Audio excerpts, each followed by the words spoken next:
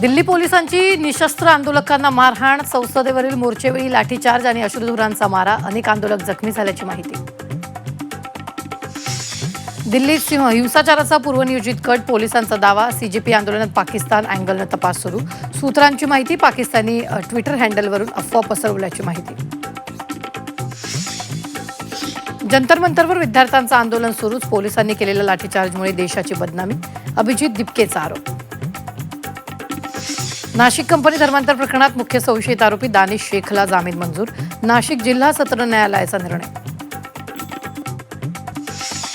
मुंबईत बांगलादेशी नागरिकांवर मोठी कारवाई, बेकायदेशीरित्या राहणारे 37 बांगलादेशी ताब्यात. गुन्हे प्रकटीकरण 1 अंतर्गत सुरू असलेल्या विशेष मोहिमेदरम्यान कारवाई. मुंबई, ठाणे, रायगडला उद्या पावसाचा ऑरेंज अलर्ट, तर सिंधुदुर्गला ग्रीन अलर्ट, रत्नागिरी आणि पालघरला येलो अलर्ट. काही ठिकाणी मुसळधार पावसाची शक्यता.